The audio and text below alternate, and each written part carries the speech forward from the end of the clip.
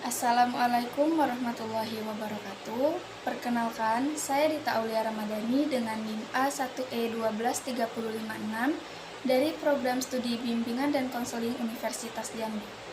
Pada kesempatan ini, saya akan mempresentasikan proposal penelitian yang berjudul Perilaku Self-Disclosure Remaja dan Upaya Pencegahan Child Grooming di SMP Negeri 7 Kota Jambi. Perkembangan teknologi digital membuat remaja saat ini semakin aktif menggunakan media sosial dalam kehidupan sehari-hari. Media sosial digunakan sebagai sarana komunikasi, hiburan, hingga tempat mengekspresikan diri. Salah satu perilaku yang sering muncul adalah self-disclosure atau keterbukaan diri, yaitu perilaku membagikan informasi pribadi seperti perasaan, aktivitas, pengalaman, maupun kehidupan sehari-hari di media sosial. Namun, keterbukaan informasi pribadi yang dilakukan secara berlebihan dapat menimbulkan berbagai risiko. Salah satunya adalah child grooming.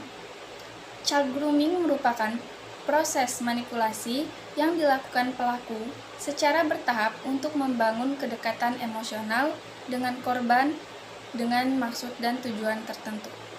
Saat ini masih banyak remaja yang belum memahami batasan dalam membagikan informasi pribadi di media sosial. Oleh karena itu, diperlukan upaya pencegahan agar remaja lebih bijak dalam menggunakan media sosial dan lebih sadar terhadap risiko interaksi digital. Berdasarkan latar belakang tersebut, maka rumusan masalah dalam penelitian ini terdiri dari dua pertanyaan utama, yaitu bagaimana perilaku self-disclosure remaja dan bagaimana upaya pencegahan child grooming pada remaja di SMP Negeri 7 Kota Jambi.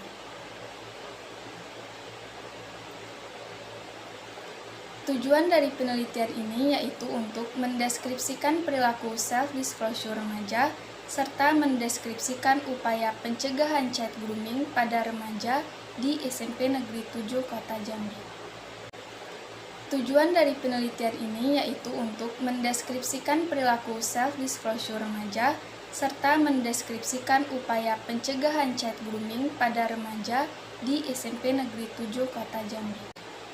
Penelitian ini berfokus pada perilaku self-disclosure remaja di media sosial, keterbukaan informasi pribadi yang dilakukan remaja, risiko child grooming, serta upaya pencegahan di lingkungan sekolah. Landasan teori dalam penelitian ini terdiri dari teori self-disclosure dan child grooming.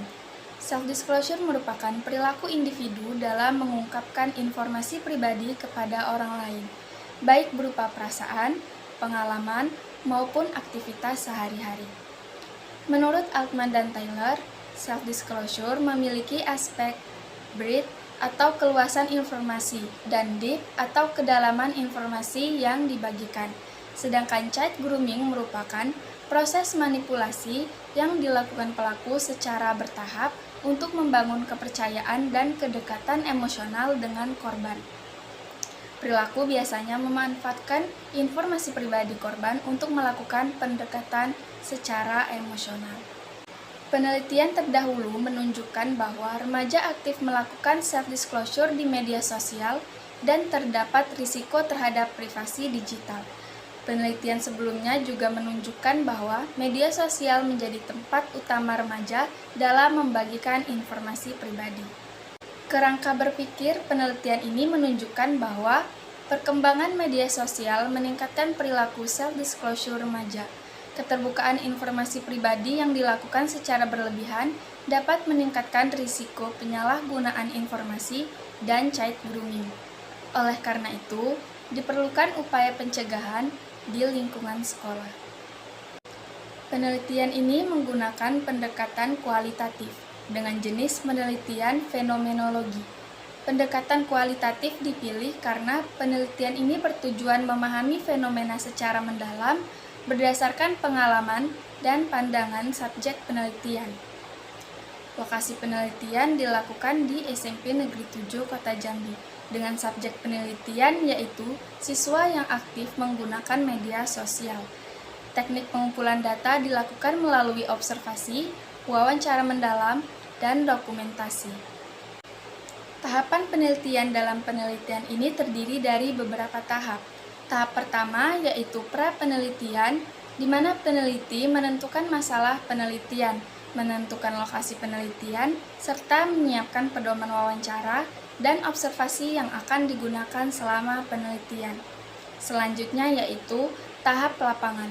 Pada tahap ini, peneliti melakukan pengumpulan data melalui observasi, wawancara mendalam, dan dokumentasi untuk memperoleh data yang sesuai dengan fokus penelitian. Setelah data terkumpul, dilakukan tahap analisis data melalui reduksi data, display data, dan verifikasi data agar data lebih terorganisir dan mudah dipahami.